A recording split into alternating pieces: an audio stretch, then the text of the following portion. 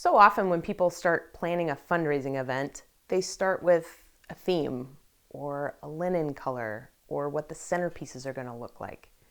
And we're talking about fundraising events. And that's not where the fundraising happens. Those can be important elements to making your donors feel like they're a part of a cohesive room, but they're not where you're going to raise your money. So when I start thinking about the event, I start thinking about the story of the special appeal. That's where the money's going to be made at the event. And if we can hone in on what that story is, we can build a program and a story around that that gets your donor there. The way that looks is this. It starts with the Save the Date card. We had an organization that was a domestic violence shelter that has a whole host of programs. But their special appeal story, very specifically, was about their financial literacy program and one survivor who had gone through this program and now had financial independence. And they know that financial independence and the lack thereof is one of the reasons that folks stay in systems of abuse.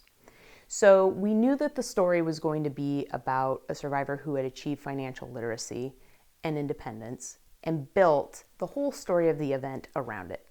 It was a lunchtime event, and in the Save the Date card, that language around the importance of independence and financial literacy started.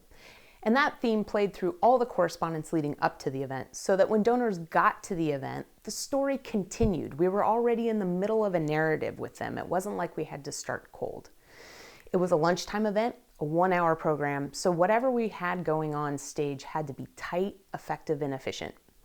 And so we used a video to tell the story specifically of the financial literacy program and what that looks like. We didn't try to tell the story of everything the organization does. We chose to highlight this one program and to carry it all the way through the lunch so that when we got to the special appeal, it all tied together. We used the organizational video to tell the story of that program. And then coming out of the video, we had the coordinator of that program get up and talk about the belief systems around that program, the impact she's seen, and then tied that into the specific appeal speaker, who then told her story via video and got up on stage and made the ask for the special appeal. And one of the really specific things we did during the program was a thing called Pass the Purse. So the purse became the embodiment of that financial freedom, right?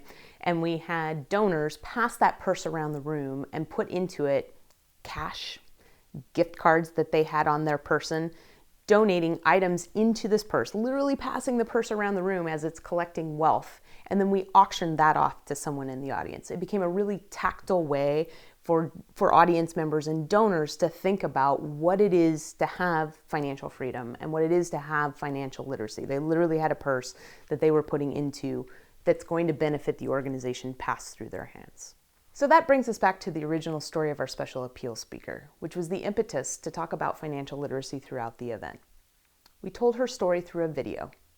She was able to participate, be the star of that video, to be the hero of her own story and tell the story of change for her in her life and how this organization enabled her to get out of domestic violence. Video ended. She came on stage. The room went wild. She's standing there in front of them. She had this whole journey and she was standing there in front of them and they could not have been happier to celebrate her. When the room calmed down, she asked them for money and they gave in spades because they understood her journey, the program, and what the whole organization was doing to support survivors of domestic violence.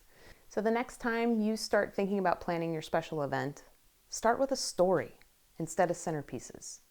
Start with a story that's going to be the heartbeat and the hub for everything that's happening pre-event communication, during the event, and post-event communication. Create a thread, create a story that your donors can go on a journey with. And if you want to learn more about story and what it can do for you, join us at the Nonprofit Storytelling Conference.